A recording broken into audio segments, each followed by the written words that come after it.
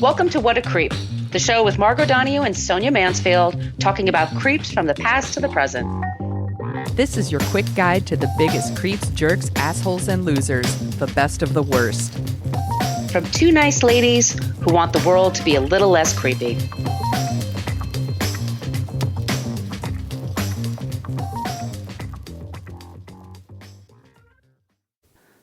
Welcome back to What a Creep. This is Margot Donohue, and my cohort in creepitude, as always, is the amazing Sonia Mansfield. Hey, Sonia.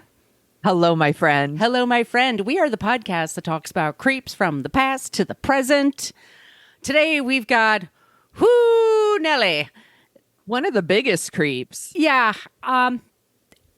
Just so you know, just to starting at the top, this is a big overview of Ronald Reagan, and it's one kind of section of his creepiness. There are others. Sonia may very well do one right away or pretty soon. We were just talking about it off the air. Yeah. I think I'll pick up a part 2 and take on another segment of Reagan's creepiness. Like, there's a lot.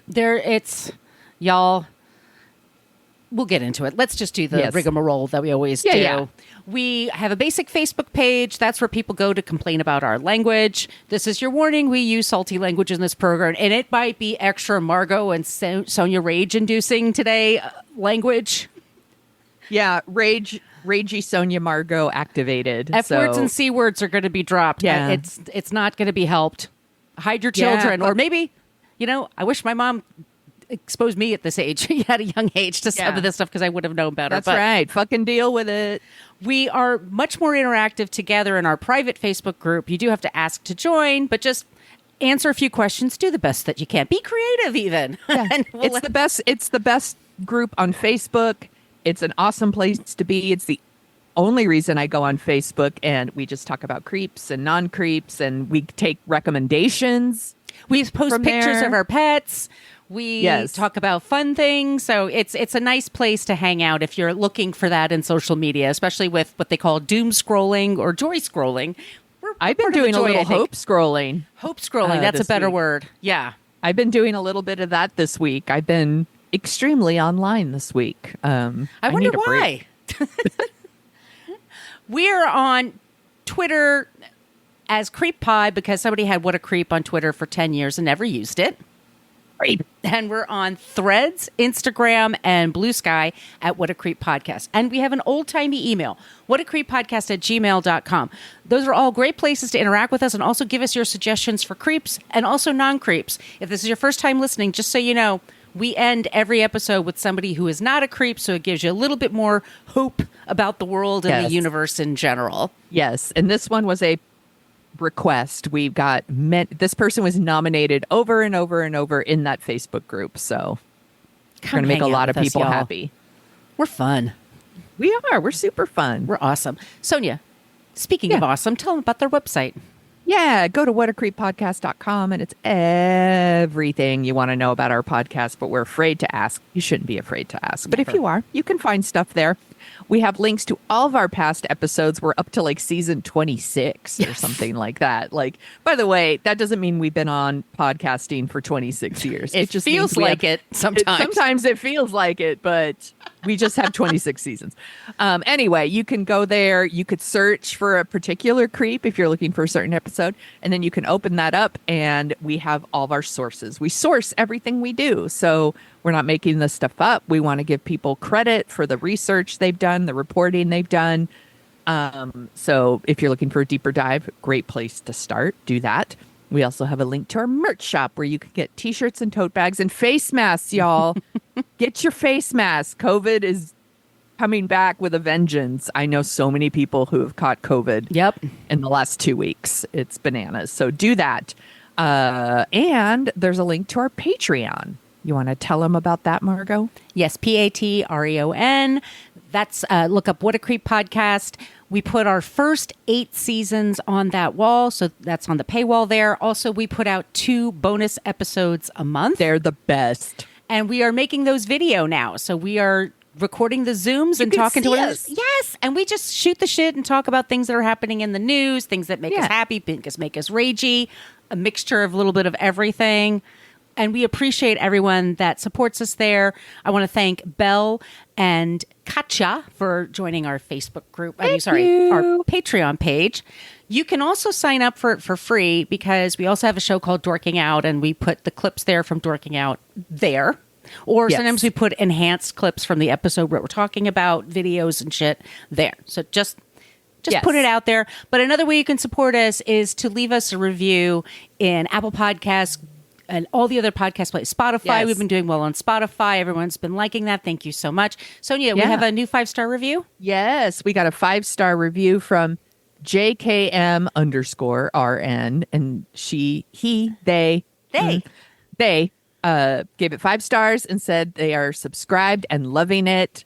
And they look forward to every episode. And we super appreciate that because it really helps us find our people on these podcast apps, and it really offsets all the one-star reviews we get from people who are like, these ladies hurt my feelings, or they don't agree with me exactly, therefore 1 star. They didn't even listen, by the way. They don't even listen. It's ridiculous, but thank you. But thank you. Review. Yes, thank you so much. Okay, do we have anything else here? I wish we did. Or, email us at whatacreeppodcast@gmail. And if you want some stickers, Margot loves to send stickers in the mail. It's her favorite thing to do. It is. When it's not 99% humidity in New York. It's her favorite thing to do. It's 99% humidity also. That's 99. Adding to my grr factor today. Oh, Sonia, we talked about this just a tad off the air. Yeah. Ronald Reagan. Do it. So we are Gen X. Yeah. That's the generation. It's born 1965, and I don't know when it ends, but 80, I think. Oh, really? Is that small? 80? Maybe? I don't know. Actually, I really don't know. That's, by the way, it's so Gen X to be like, I don't know. Exactly. I could look it up, but I'm so tired. No, but can I ask a question? Do you we were just kids when Reagan was elected. So right. It was 1980. Do you remember what you thought about that when you were a kid? Yes, and we got a great email from someone who we were talking about. You talked about Phyllis Schlafly in our past episode. By the way, we switch back and forth between turns. Right, we take turns. Yeah. And someone had said to me, oh, I wish you'd seen Mrs. America because it was so great. And I said, the trauma of Reagan, because everybody can laugh about that, but I was saying in that show, my mother was an ardent feminist and very, very much into the whole scene. And when the ERA amendment didn't pass, she gave up for a long, long time, a good 20 years.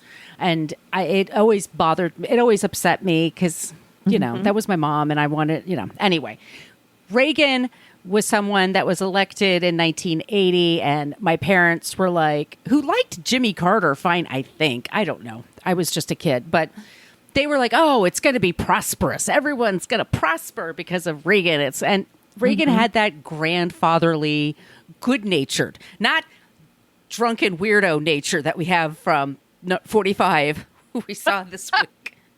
I'm sorry. Right. That was terrifying. Y'all that's almost elder happening. Abuse here. It is. Talk about mental decline. We had a whole thing about the presidential debate here, and Biden didn't look so good, and everyone was this makes me feel bad. Right. I don't think he's up to the task. And these guys are old, by the way. Right. He's running because he just wants to stay out of jail. But he did a press conference for over an hour. He just rambled incoherently. He mixes up people's names. He was confusing Willie Brown and Jerry Brown. Very different people. Yeah, I was going to say. There's all of that. He doesn't understand when he talks about migrants seeking asylum, it's becoming more and more obvious that he thinks they're coming from mental asylums. And that's why he keeps bringing up Hannibal Lecter. That's why he's bringing it up. Because he's not very smart. Or he's really gone.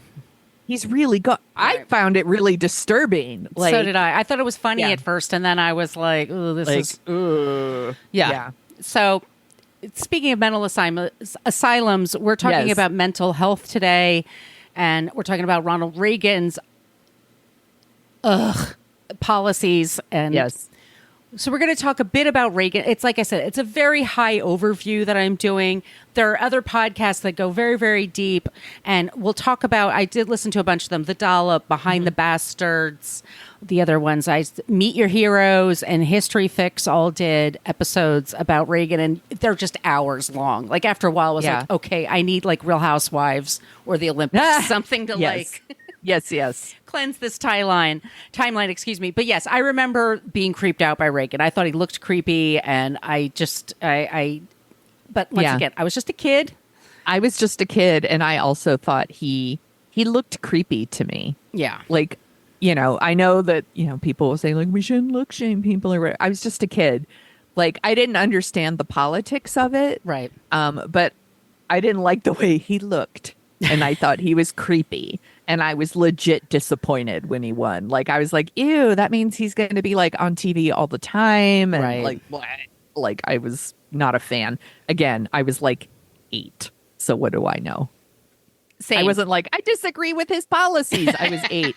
Like 5th grade Margot was like taking the New York Times to school and circling different By stories. the way, a lot of 8-year-olds do know about politics now because we're living and breathing politics all the time now. True. But guess what? Back in the day, I could go whole months without thinking about politics. It's bananas. You had the local news and the evening news, and my parents read the papers every day. So I did see the papers. I had kind of an idea of what was going on. And, we all had teachers, and they had different, ways of looking at the world. And your kids and your friends and your parents, your friends of your parents, or your friends' parents and their stuff and your families and stuff like that. I had no idea what was going on. I was just trying not to embarrass myself at school on a daily basis and find something to do after school. You're welcome, everybody. So this is... Okay. So, all right. The Mental Health Systems Act of 1980 was a significant piece of legislation to improve mental health care in the United States. It was signed into law by President Jimmy Carter.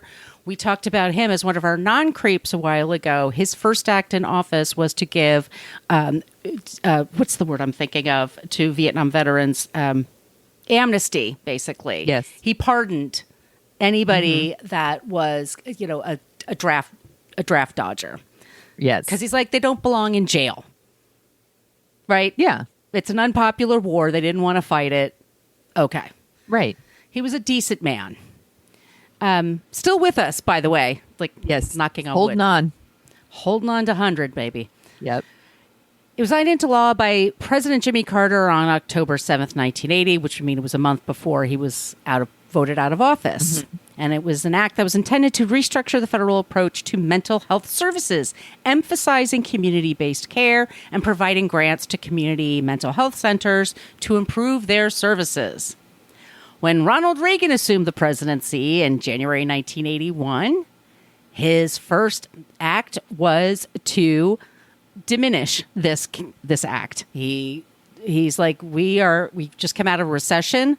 We need to cut the budget. So we're taking this is all going to be local. There's not going to be any federal involvement in mental health. Yeah, I mean, screw some of our most vulnerable citizens. And he has a history of what that. They think. Yes. So I just want to talk some trigger warnings with people. Discussions of previous treatments for mental illness, suicide, sexual assault, and general assholery. Our sources... That could be every episode. It's honestly... Let me just bring this up. So where are we? Okay. Mental Health Systems Act in Wikipedia, San Diego Union Tribune, NPR, the American Library Association, National Library of Medicine, KQED TV, Salon.com, The Hill, New York Times, Psychiatry Online, C-SPAN, Washington Journal, PBS News, Psychiatry News, and Women's History Org. And all those podcasts I mentioned before, and Mother Jones. Mm-hmm. All right. So this is a tough subject because we're in an age now where people openly do talk about mental health and care. That used to be something that people were embarrassed about. I want to bring this to 1988. Did you vote for president in 1988 or no? I had just turned 18 at the election. So, yes. Okay. I voted in 88. So did I. And I voted for Dukakis. Same. Not the most dynamic person. No, but I felt like it was the lesser of two. I don't even want to use the word evils, but like that, I felt like that was the better choice. But I also knew he wasn't going to win. No. No, I mean, and he looked kind of goofy, or they have him in the pit helmet and the thing and the where was he in the tank, and he was riding around and he looked ridiculous. Little silly things like that used to be like the end of your political career. Let's all pour one out for Howard Dean, who has the nerve to like yell funny once at a rally, and we were like, ew, that gives me the ick. Thumbs down. Or John Kerry was swift-boated. I mean, people just took his experience in Vietnam. He served in Vietnam. He was a rich kid that went to serve, and that was used against him. And I had family members that had books about it. You didn't serve the way I wanted you to. He didn't really fight. Oh, okay. President Reagan took a shot. This is Dateline, LA Times Archives, August 3rd, 1988. So this is a couple of months before the election. Okay. President Reagan took a shot today at Michael Dukakis for refusing to release his medical records amid rumors of mental depression. Dukakis had a history with with depression, and so did some of his family members. And he was like, "No, I'm not going to talk about that because those, by the way, they are your own business. You don't have to." That's so private. It's incredibly so private. Weird. But we'll talk about Reagan and how he thought about psychiatrists. This is what Reagan said. Look, and this is, by the way, he wasn't running because he had his 2 terms. He was supporting Bush. Yeah. H.W. Bush. Blah. Ugh. Look, I'm not going to pick on an invalid. He later said he was just trying to be funny, but I don't think I should have said what I said. And Dukakis said, well, occasionally we misspeak, and no apology was really needed. I'm a very healthy guy. It should have been like, fuck you, and the horse you rode in on. But wow. Right. That's how he handled it. Mm-hmm. Okay. I want to talk a little bit about mental health care. The first patient admitted to a public hospital, it was the Public Hospital for Persons of Insane and Disordered Minds. I have a very disordered mind myself, so that's in Williamsburg, Virginia. That was in 1773. I want to talk about now and I want to thank Mother Jones for this really awesome timeline that's helping me out here. I did a report about this when I was in school. Boston school teacher Dorothea Dix. She was a woman who was a teacher for a while. She was a Catholic, and she had retired, and she had some free time. And so she decided that she was going to read the Bible to women who were in people who were mentally ill. Yeah. It was something she was going to do because she really believed it would help. So she goes to this mental institution in East Cambridge. I'm sorry, it was a jail in East Cambridge, and it was for women. And they had a wing for people who were mentally ill. And she went to check it out, and basically the women there barely had clothes on them, didn't have shoes. Like, the cots were a mess. They were treated horribly. They were sexually assaulted. They were abused. Yeah. There was no care. It was just throw them in a place and get it out of our minds. We put a roof over your head. Right. And she was like, well, that doesn't seem very Christian or nice. And so she started lobbying lawmakers, and she fought for this until her death in 1887. So the first psychiatric hospitals started in 1880. So with 40 years of her life, that's what she did. Wow. Because she was rad. Also, Nellie Bly, I think we've talked about her as a non-creep. She was a reporter, and in New York City, she went around the world And she did it in a very fast amount of time, but it was like all over the globe. Nellie Bly. She was this amazing reporter. She wrote for the New York World. One of the things she did in 1887 was she entered the Women's Lunatic Asylum on New York's Blackwell's Island, and it was 10 days in a madhouse. And she described the conditions. She went into a mental institution in 1887 for 10 days. That's brave. I mean, unbelievable. And she wrote about her experience, and people were freaking horrified. Yes, and so, of course they were. So then they started saying, like, maybe we need a place for people who are ill, and not in a physical sense, like you broke your leg or you have cancer or something like that, or a burn or something. Like, and this is the thing with mental illness. It's like, we're still not even really totally sure what happens. Like, is it chemistry? Is it something you're born with? Is it Maybelline? Sorry, just bad joke there. Maybe she's born with it. Maybe it's Maybelline. Maybe it's trauma, as Jamie Lee Curtis would say. Yes. We don't know, but like, this is infancy of like people like, well, we should treat them decently. This is just being it's almost a like decent human being. It's almost like they're humans. They're somebody's mother, brother, sister, wife, child. Like, they're humans. Can we treat them as such? Exactly. Then, and let's talk about the early 1900s. Wow. In 1907, Indiana was the first of more than 30 states to enact a compulsory sterilization law. It was to prevent the procreation of confirmed criminals, idiots, imbeciles, and rapists. By 1940, over 18,000 people were surgically sterilized. And this is the eugenics law. And eugenics law we'll talk about one day, because that's its own thing. But basically, it's like soon after Darwin did his, talked about, what did he talk about? Darwin I'm sorry. I'm so hot. Evolution. I can't. Thank you.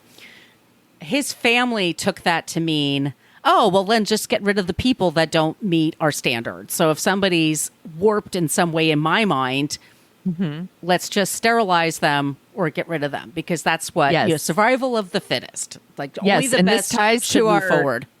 This ties to our episode we did on ugly laws, by the way, y'all. Right. So if you want to go back and listen to us talk about what ugly laws were, which sound hilarious. They're ugly, but there's a whole thing behind it. I thought it was a pretty good episode, if I don't say so myself. It was a great episode, Sonia. You weren't in heat like I am right now. I mean, heat in a bad way, not in a good heat. No, not that kind of heat, y'all. No. 1936, Dr. Walter Freeman and his colleague James Watt performed the first prefrontal lobotomy. Whee! Over 50,000 were done by the late 1950s, and this is where they take a chunk of your brain out behind your eyeball, and you're awake when it happens. Scary. That's really scary. I told you this was going to be intense. 1938, Italian neurologist Ugo Soletti introduces electroshock therapy as a treatment for people with schizophrenia and other chronic illnesses, mental illnesses. The efficacy of that, some people, it actually helps them. Some people, it doesn't. 1946, President Harry Truman signs the National Mental Health Act. It's a National Institute of Mental Health to conduct research into neuropsychiatric problems. 1954, Big Pharma, SmithKline. Oh, boy. They invented Thorazine. Thorazine was a drug that would basically knock out a horse in heat. It's strong. And people decided, and some people, and this is such a complicated issue. Some people do get violent, and they are a harm to themselves or other people. And so they're just desperately trying to find ways. What's a quick way to do that? What's the easiest thing? Take a pill or give somebody a pill. By 1955, the number of mentally ill people in public psychiatric hospitals peaks at 560,000. 500,000 people. In 1962, One Flew Over the Cuckoo's Nest by Ken Kesey was published. That's when it was a work of fiction, but it did mirror some things that were really happening at veterans hospitals around the world, around the country, excuse me. Yeah, I mean, something could be fiction and still be true. Exactly. 1963, John F. Kennedy signs the Community Mental Health Act, this is his last act before he was assassinated.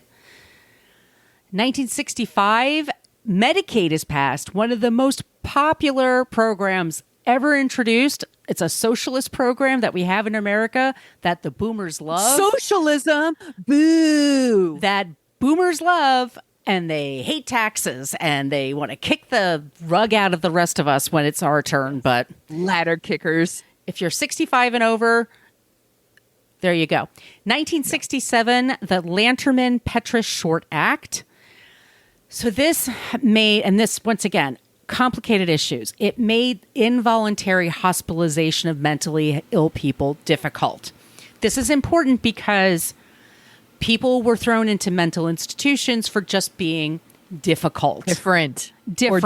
Yes. Or you were a protester, or you were somebody that was disruptive to other people. Women were thrown in there. People of color were thrown in there. People who were just quirky were thrown in there. Homosexuals were thrown. I mean, people would get thrown into these institutions. It became very easy thing for people to just put them in an. So I understand why people. You want to have a system where somebody can say, "No, I'm okay. I don't want to go there. Thank you very much." Right. So I understand that. But 1 year after that law goes into effect, the number of mentally ill people in the criminal justice system doubles. 1977, 650 community health facilities are serving 1.9 million mentally ill patients a year. 1980, Jimmy Carter signs the Mental Health Systems Act. This was also encouraged by his wife, Rosalind, who often visited mental hospitals to help people, by the way, to look for solutions, not to gawk. Yes. 1981, federal mental health spending decreases by 30% because the Omnibus Budget Reconciliation Act, which repealed community health legislation set by Carter because Reagan won and fuck all y'all. I know how that feels. Yeah. In 1984, an Ohio-based study says that 30% of the homeless population was suffering from a serious mental health illness. 1985, the federal government drops 11% of their community health funding. 1990, clozapine was an antipsychiatric drug that was approved to treat schizophrenia. 2004, a national study was conducted that found that roughly that 16% of prison and jail inmates are seriously ill, which would be about 300,000 people. Yeah. And that means there are more than three times as many seriously mentally ill people in jails and prisons than in hospitals. Well, they put them in prison because there's nowhere else for them to go.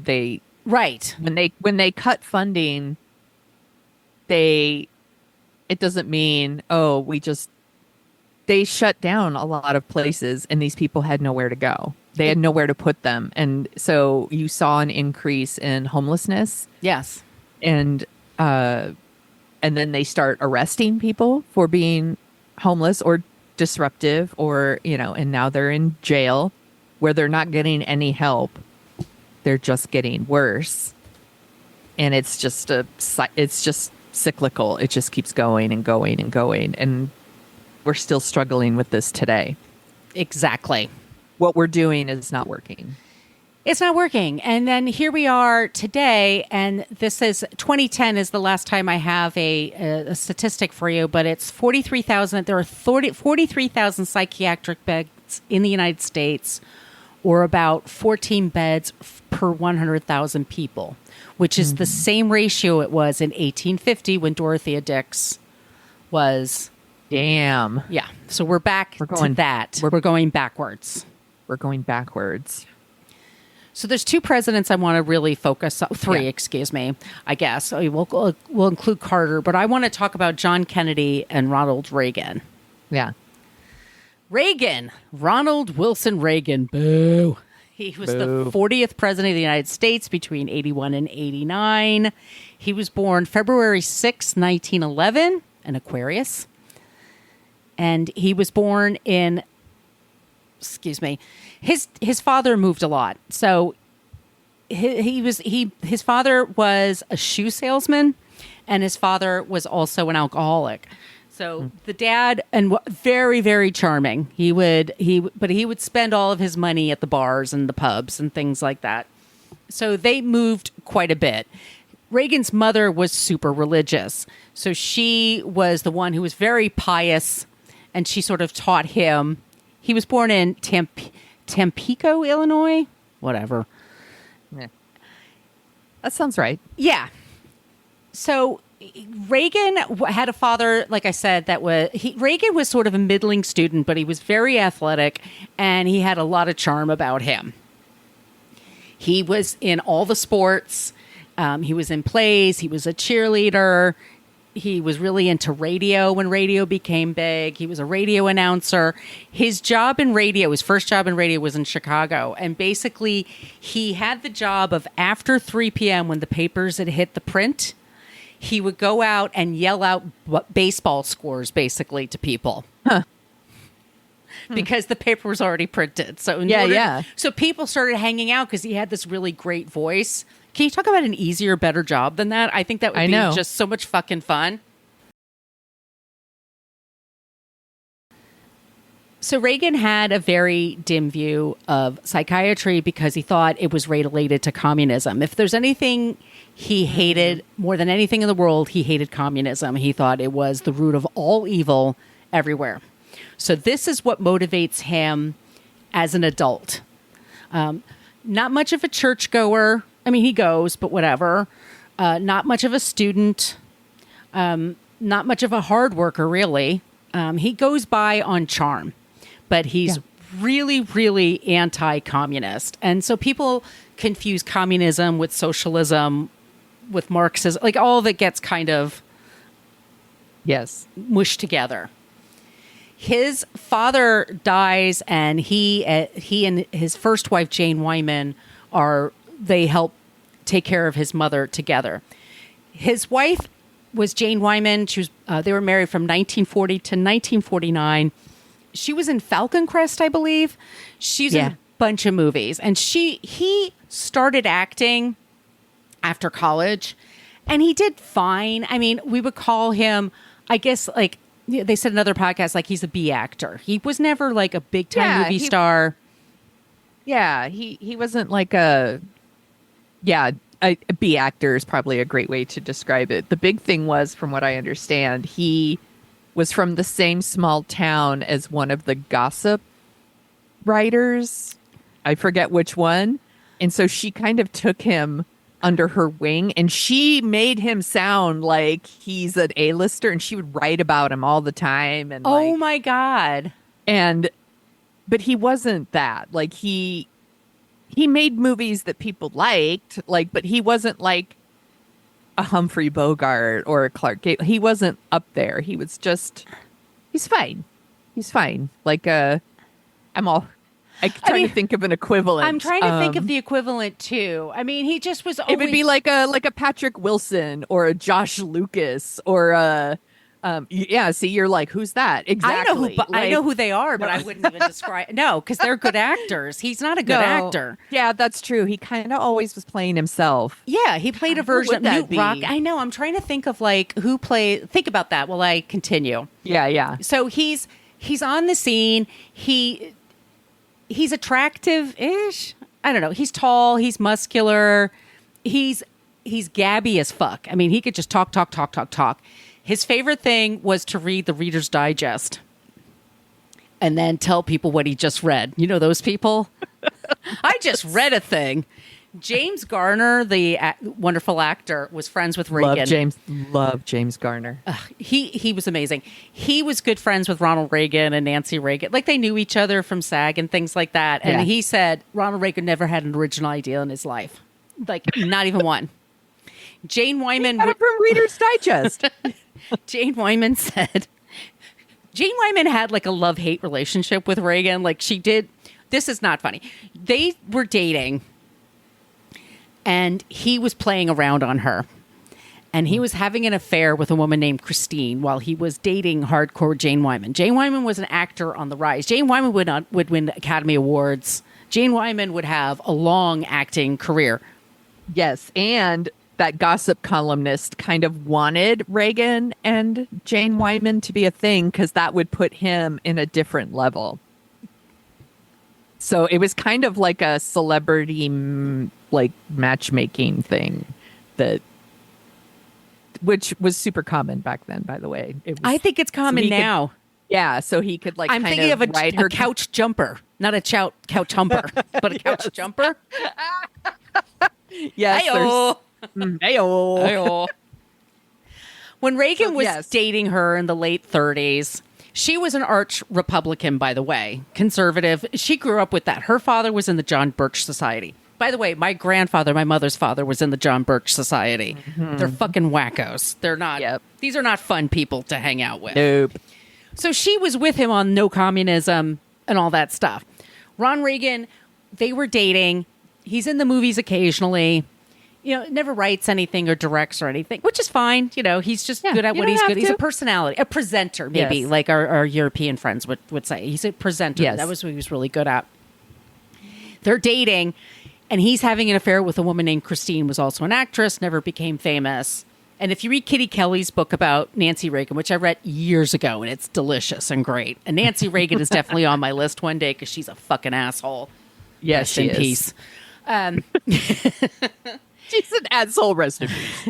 Jane Wyman, very attractive, great actress. She's dating Ronald Reagan. And he very much was like, I don't want to get married. That's good. I don't need the ball and chain, blah, blah, blah. That whiny dude thing. Yeah. So he's sleeping around on Jane Wyman. And this one woman, Christine, they were dating. And then one night, she said he was very forceful and he forced himself on her. And when she said, hey, that wasn't cool, he was like, oh, I'm sorry. I just couldn't help myself. You're so beautiful and sexy.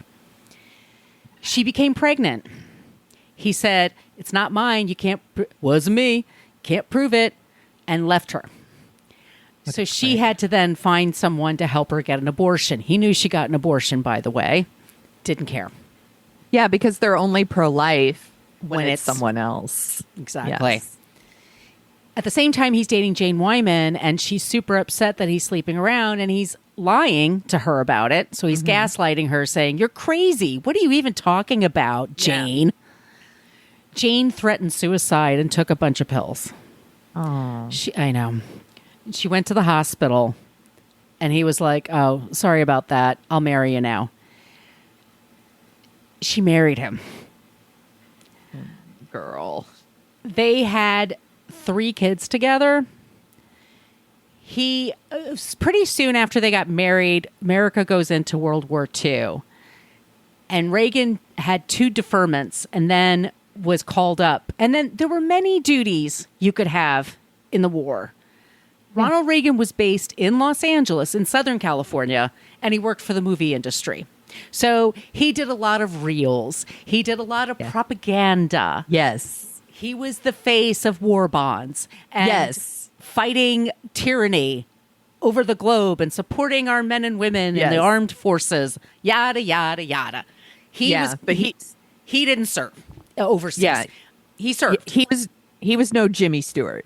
Like Jimmy Stewart was a legit hero, who flew overseas, flew planes, He was older and he had physical stuff. He was too skinny. Yeah. He had to what a problem. But he had to gain weight to join. But he did it because he was absolutely, Henry fought a lot of people. Yeah. But he served. He did it. He did what he was asked to do. Exactly. Yeah, absolutely. So you get your whatever, dude. Okay. So while he's doing that and he's based in the States, he had heard that men that served in World War I, when they came back, the time that they were serving overseas, they were told by the government, which doesn't happen anymore, they were told you don't have to pay taxes. Sorry you got the flu and sorry about all the psychic damage you have from being in a war where they threw tear gas in your face and was like one of the horrible experience. Sorry you lost a limb. Or you lost all your friends or whatever. Yeah. But you don't have to pay taxes for the time you're gone. Reagan was really pissed because he had to pay taxes. And that's when he really got into, this isn't fair. The guy's making a mint. He's working in Hollywood during World War II. So fucking selfish. Fuck you. So selfish. These rich assholes who are like, oh, fuck off with this shit. How are we going to pay? And this is another thing, and it is an important thing to say. How are you going to pay for things? It's easy for me to say, that's a problem. Let's throw some money at it. Of course. And it's hard to find the money. You know, what do you invest your money in? How is it best used? And with mental health, we're like, do we just put them in a cleaner place and have them in a place where they have sunshine and go for walks? Do we give them drugs? Do we try therapy? What kind of therapy? What, you know, we still don't know what the exact thing to do is, but it's better than fucking nothing as far as I'm concerned. True dat. Anyway, so he's married to Jane Wyman and they have 3 kids together. Maureen, Michael, Patty, Ron, and I'm sorry, there's there's Ron Reagan Jr. Yeah, Ron Reagan Jr. Yeah. Michael Reagan is okay. And they had one that passed away. It was she had a premature birth, and unfortunately, and he was still screwing around with Christine, by the way, at this time. Nice. Why would she continue to screw around with him? But whatever. In 1949, he and Jane Wyman get divorced because she's like, this guy's a loser. He's also like, his career's over. She's still on the rise. Like, she's ascending still. Yeah. She's going to have a long career ahead of her. She loved acting. She loved, and as much as she hated communism, she was still friends with people. Like, she knew she had enough emotional intelligence to know that it's, especially if you're in a show business career, you're going to meet people who probably have different values than you. So maybe you figure out. He was going to drag her down. He was dragging her down. He wasn't talented. Yeah. He wasn't particularly ambitious. He wanted things, but he didn't want to work for things. So his whole thing was just, constantly networking and making new friends and inroads and blah, blah, blah. Right. So he was super pissed that after World War II that all these people came back and they got all the roles and he didn't get them. He worked in TV. He worked in radio. GE hired him to read speeches, and they would play these speeches. He would record speeches. They would sell the records, and then they'd play these records at Legion halls around the country. And it was all about communism, and all your friends are communists.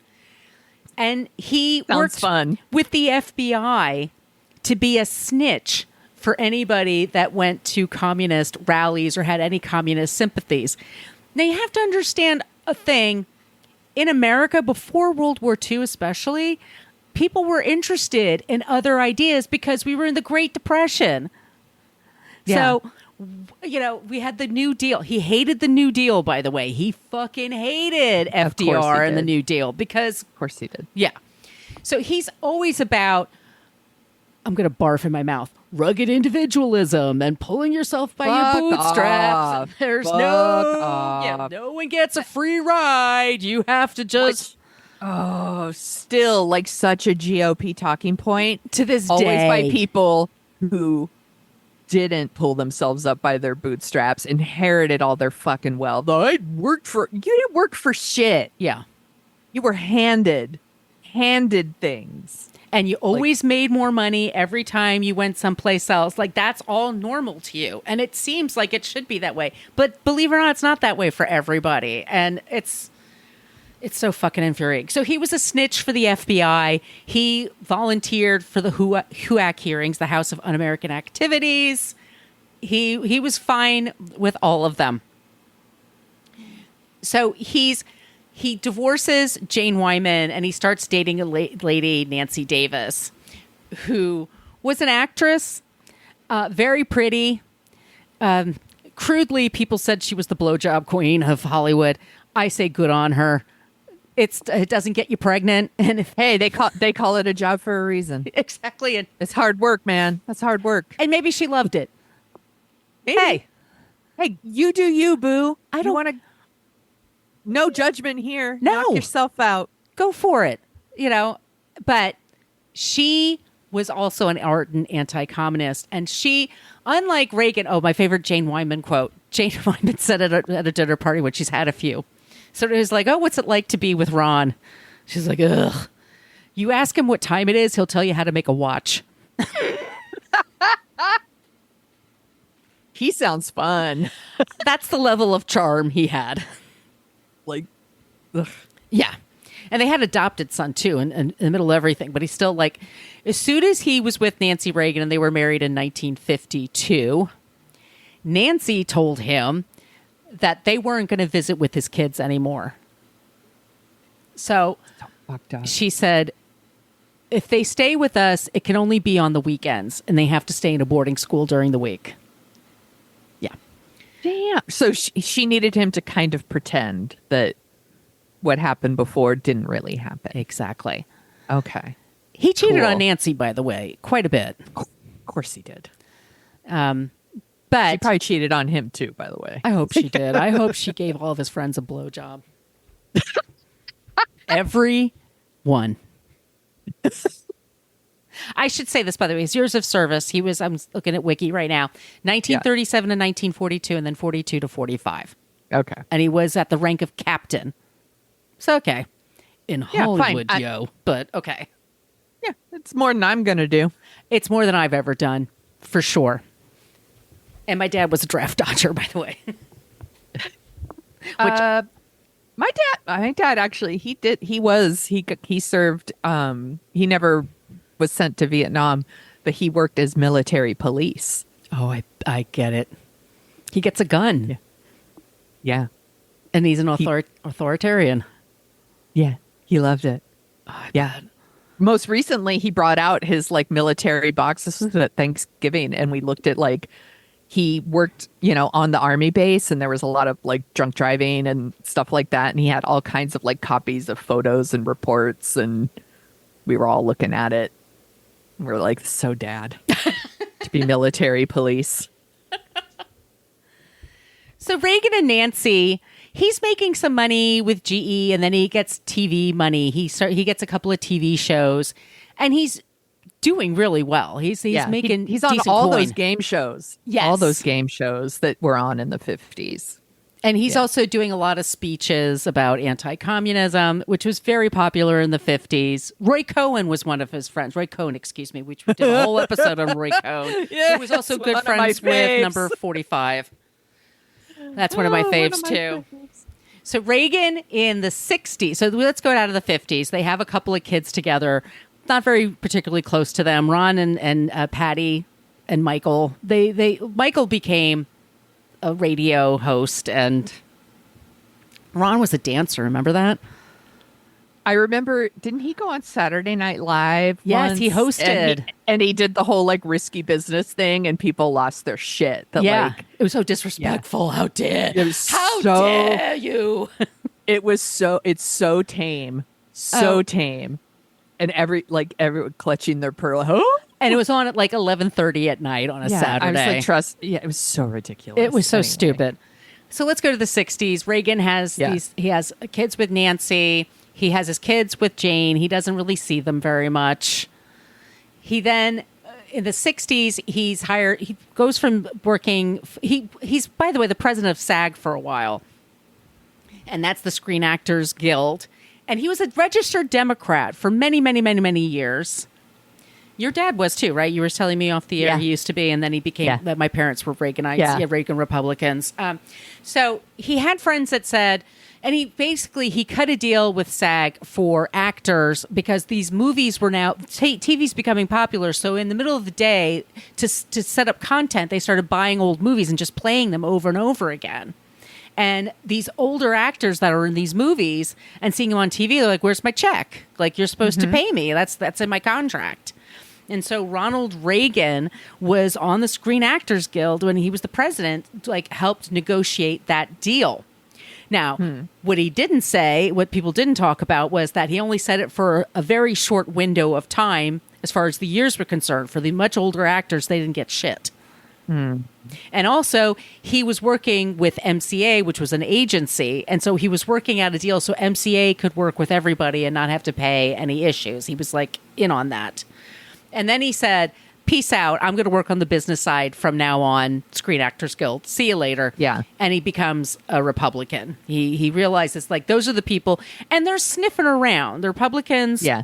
And, JFK, let me go back a little bit with JFK. Also, Nancy's family was super Republican. Oh, she was very conservative. Yeah. And and let me say this, she loved hearing Ronnie talk. He never could talk enough for her.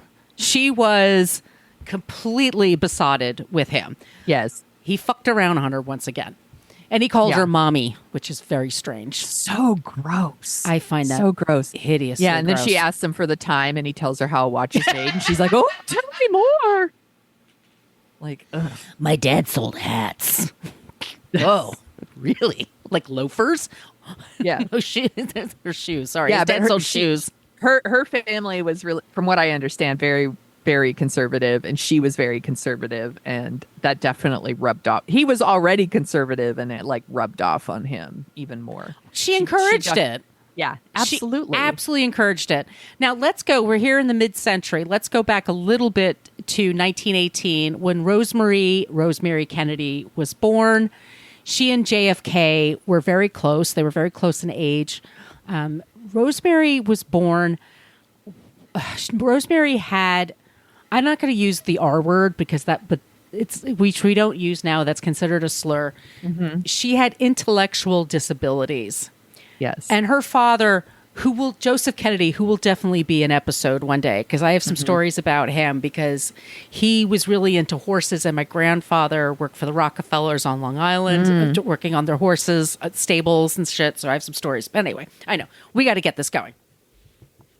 So Rosemary was very bubbly, very pretty. She was the prettiest of all the Kennedy daughters, but she had intellectual disabilities. She basically, by the time she was 18, she was on the intellectual level of like a 10-year-old. But like I said, really cute and sweet. They all absolutely adored her. But Joe Kennedy had an idea of like how he wanted his kids to be. He was very narcissistic. He was very controlling. His father was an alcoholic, so he never drank. He had very high ideals. Like Joe Kennedy Jr. was supposed to be the president one day, and he told them that, like, you're going to be, you're going to do this, you're going to do that. Rosemary, like I said, was intellectually disabled, so Rosemary went to convents, which is like they didn't want to send her to a mental health institution because they didn't have good ones then, or they didn't have one that they cared. A hospital run by nuns, and there's 4 of them on the payroll to take care of her 24/7. Wow. And she, like I said, she's pretty, she's vivacious, people love talking to her, she's just like a light. Around 18 or 19, she's changing.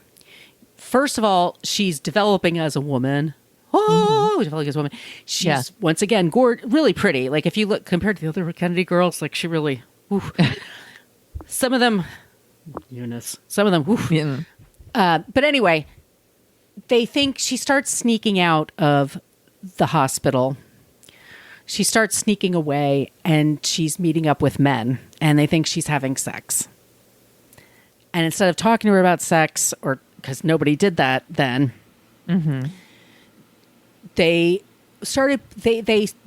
brought her home to Massachusetts, and then Rosemary would get into arguments with people. All of a sudden she was getting angrier and angrier, and gradually she was becoming very combative. She didn't like to be told what to do. She didn't like to be like, I don't want to stay in this room, I'm going to stay in that room. I'm not going to have steak for dinner, I'm going to have chicken. And she would just get very angry and throw things and get into fights and shit like that. And they were getting very worried about her. So then she was sent to a mental health facility. And by the 40s, 50s, that's where she is. And Joe Kennedy told the other kids, Rosemary's someplace, she's being taken care of, don't worry about her. The boys are fighting in World War II. He's an ambassador in England. He takes Rosemary with him, but Rosemary's in a program in a hospital in England. So she's separated from the other kids. And then Rosemary is then sent to a place in Wisconsin, and she's staying in a hospital there after the war. And even there, they're having a hard time with her. Like, and the family's getting calls all the time. Rosemary's combative. Rosemary's getting angry. Rosemary had a fight with somebody. We can't control her. And so that's when they were sold the idea of a lobotomy.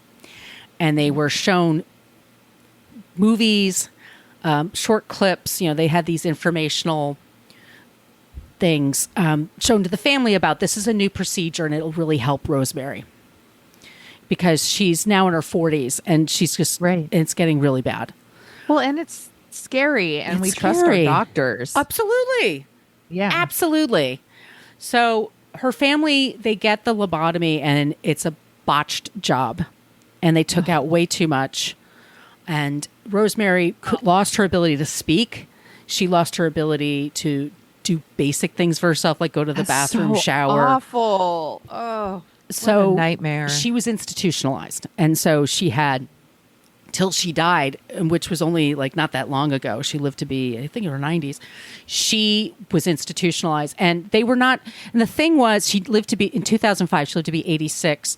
The kids weren't told about her. They weren't allowed to talk about it. Yeah. So John Kennedy, when he was running for president, had this sister and was told, don't talk about her to anybody, to the press, because if anybody knew, that would harm him.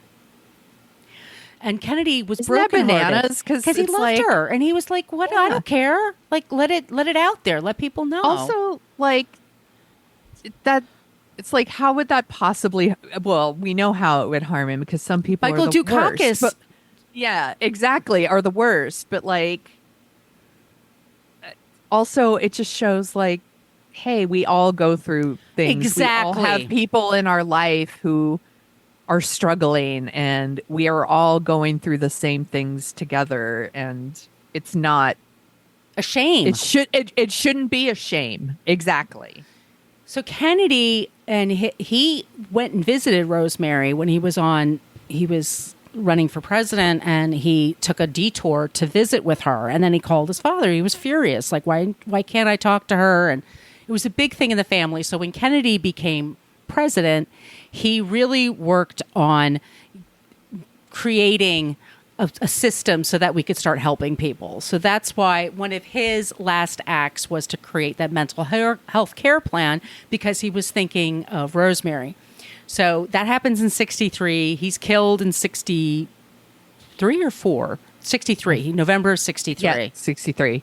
And so then this is like the last act. But within 15 years, it's forgotten about. They just don't want to put money into it. And it's becoming more and more like, the states, is it a state issue? Is it a county issue? Is it a federal issue? When does it become what? By the time we're going into the late 60s now, Ronald Reagan is the governor of California. And he and Nancy moved to Sacramento into the mansion there. And Nancy walked into the governor's mansion and turned to the wife, the former First Lady of California, and first she wanted her to leave early so they could decorate. And they're like, okay, how much time do you need? So Nancy came by to check out the house first. And the woman said, we really loved living here. And she told her, yeah, I don't believe that. She hated the house. She thought it was ugly. She thought it was dull. She thought, because she's used to Hollywood, Sacramento of 19. I know she's a total C word. So she's a cunt. So she's a cunt. So anyway, Nancy and Ronald wound up convincing the state of California to buy them a mansion in Sacramento that met their needs, not move into that mansion, and at the same time cut all these programs for the state. Up. Could you? Oh my god! Like, yeah, that is 100% shit that Trump would do. Absolutely. Absolutely. Abso-fucking-lutely. So I was horrified when Trump and Melania moved into the White House. I was like, they're going to fuck that place up. They're going to fuck it up. And they did. Like, yeah. What they did to the garden is so... Look up the White House garden, Melania Trump. It's devastating. Or the first Christmas at the White House with Melania. Oh my God. It looked like the fucking Handmaid's Tale in there. Like, what a nightmare. They are nasty people. So one of Reagan's things as a governor was to cut programs for mental health because he didn't give a fuck. Yeah, he doesn't care. He served 2 terms as governor. By this time, he had about $4 million in 1976, which is a lot of money in 1976. Mm-hmm. And he has friends that convince him to run for president. He was a big Nixon supporter. He thought Nixon was treated most unfairly. We will do Richard Nixon one day. We definitely will. And then he loses. And then he runs again in 1979. And 1979 America is rough. The inflation is high. Unemployment is high. Gas prices, like people bitch about it now. Yeah. People had to wait in line for gas. Or you look, or they had, it's depending on where you lived in America, but sometimes it was by your license plate. Like if it ended with an even number, you could only do it on these days. And it was a whole thing. We had hostages taken in Iran. America's not feeling great about itself. No, we were in a bad space, and Jimmy Carter inherited kind of a mess, and things only got worse. Right. And his whole thing, see if you can handle this, y'all, was compassion. He led with compassion. He said things like, he gave an interview with Playboy and said, I've committed adultery in my heart many times, which is fine. It's, or his mind. His heart or his mind, whatever. He didn't fuck around.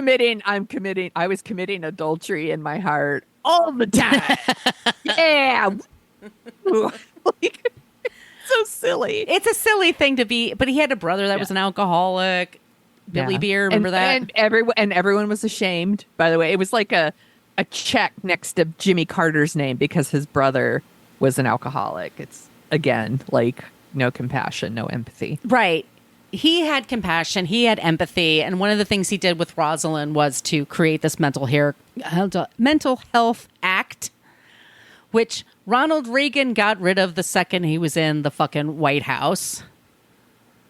And I'll finish it off with, hold on a second, sorry. Document Ronald Reagan. This is what he did, the key points about his influence. He repealed the Mental Health Systems Act. He shifted to block grants for mental health services. He did a complete reduction in federal spending for mental health care. The impact on community health centers is they lost their funding.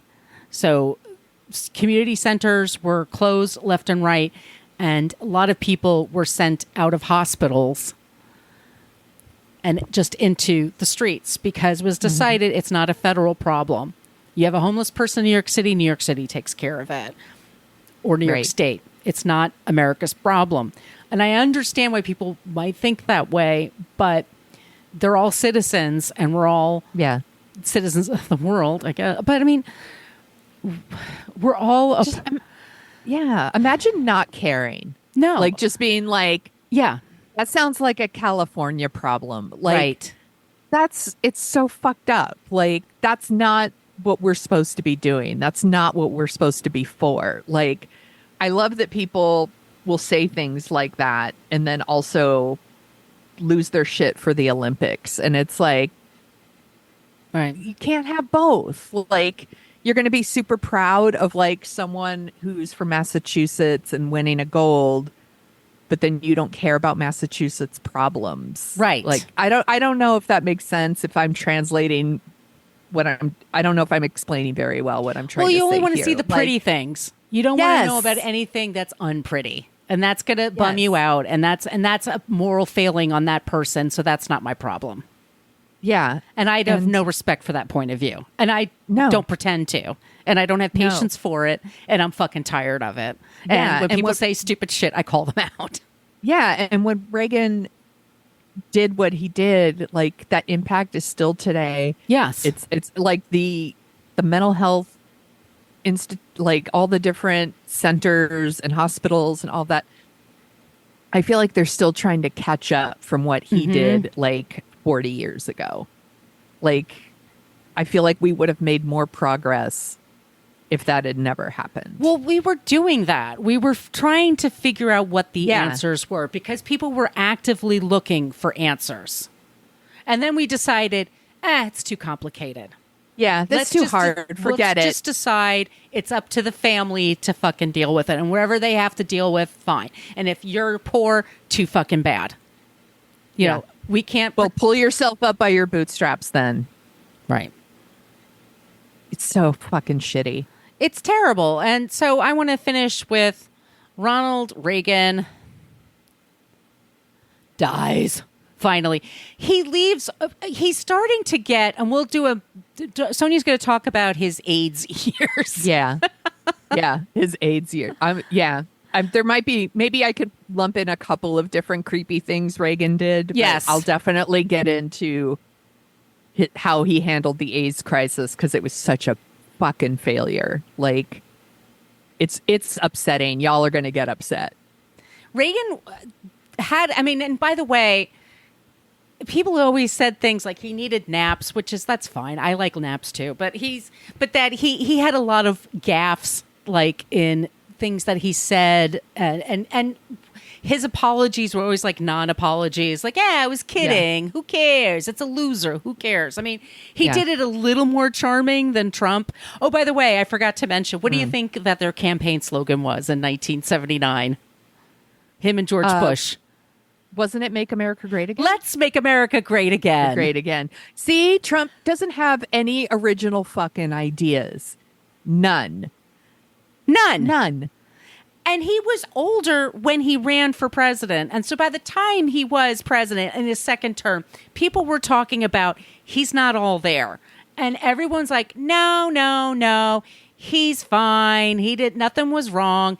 It turns out he had Alzheimer's. And that's what he died of eventually in 2004.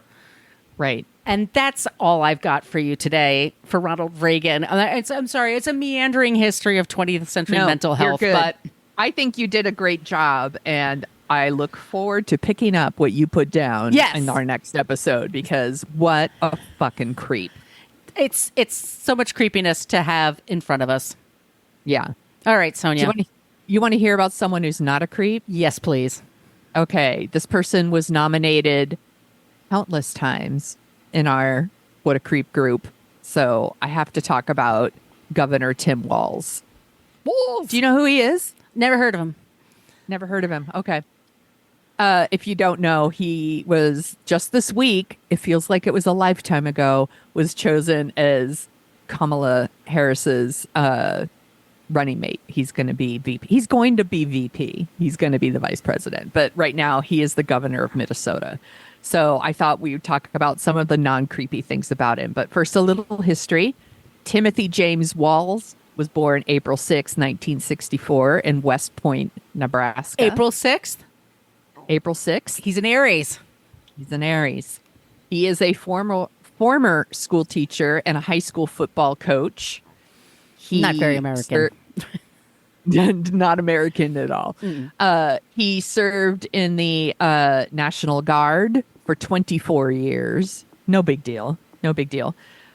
He was a member of the House of Representatives from 2007 to 2019. He was a ranking member of the House Veterans Affairs Committee for 2 years while he was in there. And he's been the governor of Minnesota since 2019. So here's some non-creepy things about him. He spent a year teaching English in China. After college. China. And now like Fox News is like, why was he going to China so much? He was working, assholes. He was teaching English in China. He traveled to China multiple times as part of like the first government sanctioned group of American educators to go teach in the Chinese high schools. That's what he's doing there. He's not the fucking Manchurian Candidate. He also taught on the Pine Ridge Reservation in South Dakota while he was governor. Y'all are going to love this. So many good things he's done in a short period of time, by the way. Just a few years. He signed a $2.3 billion education budget into law, the single largest investment in public education in the state's history. They provided free breakfast and lunch at schools. So none of that like shit where kids don't get to eat. Because by the way, like, why are we not feeding our kids? Y'all say you're pro kid, you're pro family. Why are we not feeding kids? It makes it easier for them to learn when they're not hungry. It's not a cost heavy program. It really isn't. And the benefits from it are incredible. Yes. He increased like pre-K, like size, more opportunities for people to put their kids in like pre-K programs, which saves people on a lot of like childcare costs, by the way, because that shit gets expensive. And he expanded mental health resources for students. He made all kinds of investments in improving like child literacy programs. What? Investing in education? What a monster. Last year, he signed something called the PRO Act. It's the Protect Reproductive Options Act. It was one of the, like, immediately when Roe was overturned, when Roe v. Wade was overturned, he like put it in their like state constitution that abortion was a fundamental right. He increased access to birth control, to fertility treatments, other reproductive health care. Again, first to codify abortion rights in their country, in their state constitution. Thank you. I was getting there. He signed the Reproductive Freedom Defense Act that shielded like women and anyone who provided abortions from like other state like laws. in Texas, where they have a high infant mortality rate now because of that fucking creep, who's on our list, by the way. Yes, he's on our list. We're waiting for him to like lose his election and not be in power anymore, because he does creepy things every day. We would have to update constantly. Tim Walz and his wife Gwen, by the way, they met when they were both high school teachers. They shared a classroom that had one of those dividers in the wall. Oh, isn't that adorable? That's and a she me used cute. to complain because he was so loud that she could like hear him. And they went on a date and they like went to the movies and they like went to Hardee's afterwards. And like I was like, oh my God, it's like the cutest thing ever. Both of their children were through IVF, so they're very protective of that, and they take those threats to IVF very seriously. Which again, I can't believe that's a thing in this country. They have 2 children. One is named Hope and one is named Gus. And I shared this recently. Actually, I don't think I shared it in the What a Creep group. I think I might have just posted it on Facebook in general. There was a whole People magazine article about his son, Gus, who's 17. He has a nonverbal learning disorder, and he has ADHD and he has anxiety. And like, as someone who also has like an autistic son, like I love the interview that they gave, and he said, like so many American families, it took us time to figure out how to make sure we did everything we could to make sure Gus would be set up for success while he was growing up. Oh, and I was like, this is what I do all the time. Right. I'm like, I want Calvin to be Calvin. He says it took time, but what became immediately clear to us was that Gus's condition is not a setback; it's his secret power. Oh. And I'm crying because this is how I talk about Calvin all the time. Calvin is never my burden. Like, Calvin is special, and like I love Calvin's outlook on life, and he's such a great kid. This just touched my heart. But I have like more awesome shit, so I'm going to keep going, and I'm going to wipe this away. Okay. They established protections for trans people and gender affirming care in Minnesota. He banned conversion therapy, by the way. That's so fucked up. When he was a high school teacher, he was the faculty advisor for the school's first Gay Street Alliance. Big deal, because he was the football coach. Right. And they served in the military. Yes. Like, and they were like, we would feel protected and safe to have him. That's the kind of teacher he was. I want to say a joke that I saw on Twitter or one of the social medias. Tim Walz is the guy that asks you if you're okay at a bar because he notices a creepy guy hitting on you. And JD Vance is the creepy guy hitting on you. 100%. Walz is the guy who's like, can I walk you to your car? And you feel like 100%. I'll be fine. Yeah, and JD Vance is the guy that like you put your keys in that special way. Yeah. To like, or you have to have people. Your hand over your drink the whole fucking time. Yes. Yeah. Yeah. Gross. He said this a few times, and he said it again recently. When someone else is given basic rights, others don't lose theirs. We aren't cutting a pie here. We're giving basic rights to every single Minnesotan. Like, he's such a good person. He took a lot of action against gun violence. He was someone who he had an A rating from the National Rifle Association. Right. And he's always been Democrat, by the way, but they gave him an A rating, and he was on a list, like Guns and Ammo would like put him on their list of like great politicians for gun owners and stuff like that.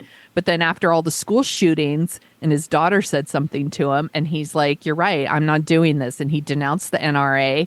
He supports gun control legislations. All the money the NRA donated to him, he donated it to other things outside of that.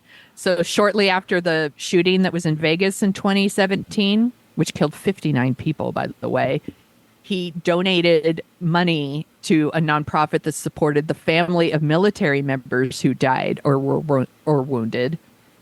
Like, he gets an F from the NRA now, by the way, and he's like, "I sleep just fine." Yeah. That's what he said.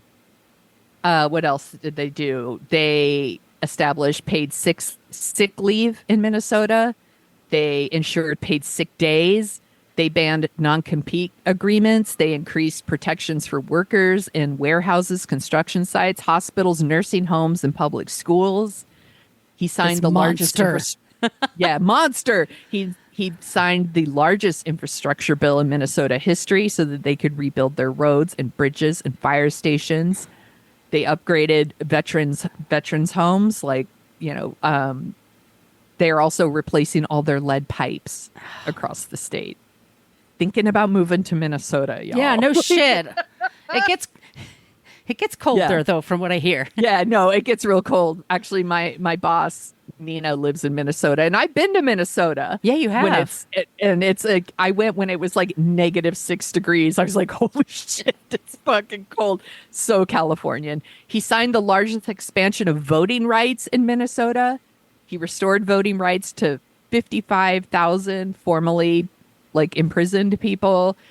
He made it so 16 and 17-year-olds are pre-registered to vote. So when they hit 18, they're ready to go. He he created permanent absentee voting status, automatic voter registration. He's making it easier for people to vote, which is what you should do, which is why the GOP is against it, because they want less people to vote. He has lowered the cost of prescription drugs in Minnesota, including put an insulin cap, like one of those caps on insulin, which is one of the most expensive drugs. Every single Republican voted against it right away, including J.D. Vance. They fucking suck. Yeah. He legalized cannabis. He expunged all the records of people that had cannabis convictions. Let's see what else.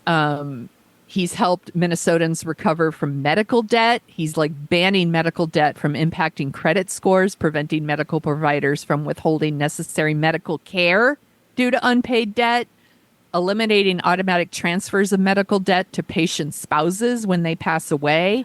And he did this because his father passed away when Waltz was 19. His dad got lung cancer and passed away. Fuck cancer. Yeah. And his mom inherited that debt, and she had to go back to work to work off the debt. Ugh. And that's why he did that.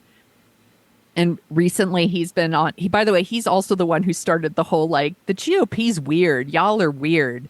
Why do you fucking care about what bathrooms people are using? And why do you care if people get IVF? And why is that your business? And he is openly mind your own says, damn weird. Mind your own damn business, and these people are weird. Yeah, and that's the shit that's working. By the way, they're all losing their fucking minds over there because they hate that they're being called weird. They're losing it. It's hilarious. Because I love Gen it so Xers, much. by the way, that's 1965 to 1980, Okay. according to Wikipedia. That could be wrong, but he's Gen X. That's something yeah, you're being a fucking weirdo. So he did an interview recently, and he was described as a progressive, by the way, it's a bad thing. And he said, everyone says that. This is his quote: "What a monster. Kids are eating and having full bellies so they can learn, and women are making their own healthcare decisions. And we're a top 5 business state, and we also rank in the top 3 of happiness." So, and I think this is important. his tater tot dish, which is the unofficial dish of Minnesota. He's the 3-time champion of the Minnesota congressional delegation hot dish off. I love tater tots. This guy, I love tots. Fucking A. Give me some of your tots. Pizza day and tater tots were just yeah. This guy's a fucking delight. Yeah. Like, he is. And he, like, I'm just really enjoying getting to learn more about him. Like, the more stories I read, the more I'm like, I like it. I like that he is normal. I like that he seems very authentic. Yeah, I'm a big fan. Like, I texted my boss Nina, and I was like, "Thanks for loaning us your governor." Like, right. No shit. He's doing a good job, and for the first time in a long time, I feel really hopeful. Right. Like, I'm really fingers crossed, y'all. Like, this is our chance to get back to some normalcy. So, what happens in America is really important around the world. I have friends overseas and friends up in Canada, and they tell us, like, your policies affect us and your worldview affects us. Yeah. It emanates. Reagan affected everything around the world, the way he behaved. Yeah. Him and Jay doing the side by side of JD Vance and Tim Walz is just unbelievable, especially when it comes to authenticity, where JD Vance reeks of inauthentic behavior. He can't be himself because he doesn't know who he is. And he really doesn't. Yeah. Which is sad. I watched the speech that Tim Walz gave when Kamala introduced him, and like he said, like, I'm looking forward to debating that guy if he could get off the couch, and everyone laughs because it's a really good line. And then immediately, like, some people in the press want to clutch their pearls. Yeah, and be like, I think we're better than that. Fuck you. Fuck you, Jake Tapper. You. Who you and Dana Bash had a supposed debate on your show, and then somebody lied. And lying is not answering a question. You know, it's not the same as an answer. Okay. No. And he lied the entire time, and you never once called him out. No. But you're clutching your pearls over that story.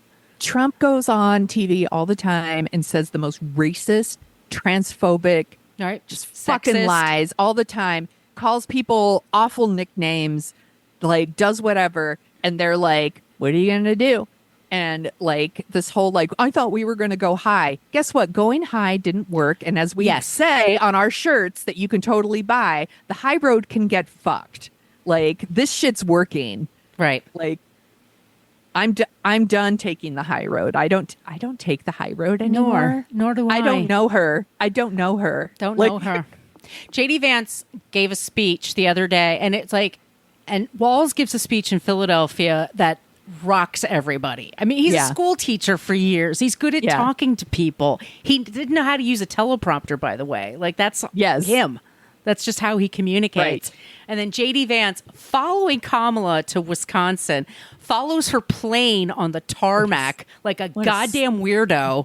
Like, doing nothing to beat those rumors that he's not a fucking weirdo. Like, what a weirdo. And somebody there asked him, he gave a press conference, and there's like 10 people at the press conference. Yeah. And one of them says, hey man, you're making fun of Tim Walz, but he's like giving people joy. He's making people happy. What makes you happy? What is an easier question than what makes you happy? Dude, you're a married man with kids. This answer should be a no-brainer. You say, the sound of my kids' laughter, watching my wife smile. You could say football. You can say tater tots. Like, and anybody would go, walking with my dog, all those things. And he was like, well, I hate dumb questions, but bogus questions from the media, but whatever. But I'll tell you why I'm mad. And it's like, who needs this? He's such a piece of shit. He's just also just so disingenuous. Like, there's nothing real about him. No. There's nothing real about Trump. Like, this is all just like a power grab, a money grab. It's about keeping Trump out of prison.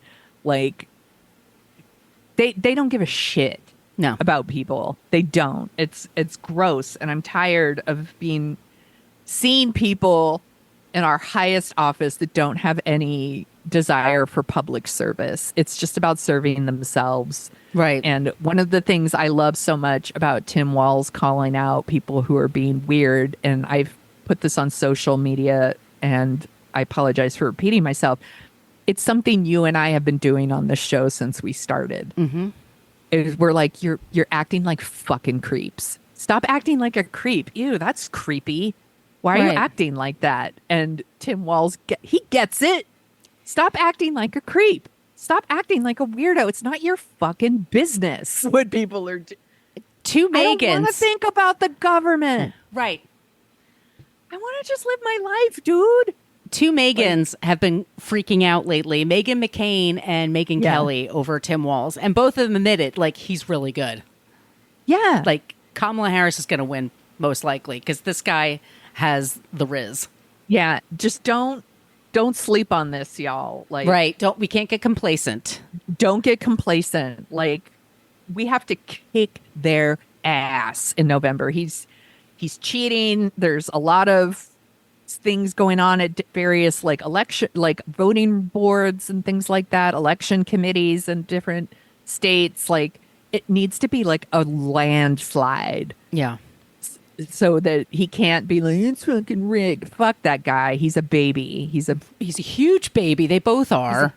He's like at home right now, just like throwing burgers against a wall and having a tantrum. He is a big fucking baby. He's a weirdo. Like, fuck that guy. Fuck JD Vance. Yay, Tim Walz. Well, if you're not tired of us, and you want to hear more of our voices, but not talking so much about politics, we co-host a show called Dorking Out, where we dork out about movies. Sometimes we get political there, but mostly we just enjoy the movies. And I'm loving what we're going to be talking about next. I mean, right now, our current episode is Breaking Away, which was a first watch for Sonia, and she really enjoyed it. It was so good, and I really thank you for pushing that one my way. Like, I really, really enjoyed it. And I'm really excited for our next one because we're going to talk about Charlie's Angels, which I remember going to see. Well, I just remember going to see it and thinking this is going to be real bad. And then thinking, well, that was really fucking fun. Yeah. And I think this is going to be a fun rewatch. And I'm looking forward to talking about it with you. So that's Dorking Out Show. Please check us out there. All those places I mentioned at the top of the show, social media wise, please reach out to us if you have ideas or suggestions for creeps and non-creeps. Our email, once again, if you want to keep it more private, it's whatacreeppodcast@gmail.com. If you'd like some stickers, send us your address and we will drop the mail for you wherever you are on the planet of Earth. We've done it, y'all. Mm-hmm. She'll do it. I'll do it. Dare me. Sonia, where can they find you? You can find me at thesoniashow.com and The Sonia Show on Twitter, Instagram, TikTok, Facebook, I guess, if you want. Blue Sky, all the places. Where can people find you, my friend? I'm trying to build up my Threads, so if y'all can follow me on Threads, that'd be amazing. I'm at Brooklyn Fit Chick on Threads and Instagram. I'm on Brooklyn Margot. I'm on TikTok, and I'm at Twitter. I blocked Twitter because I think I'm going to have to drop that one day because it's Elon Musk suing advertisers for not advertising with him when he told them a year ago to get fucked.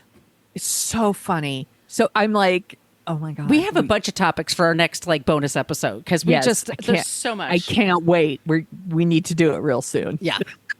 All right, y'all. In the meantime, stay cool. Stay safe. Be safe. Be kind.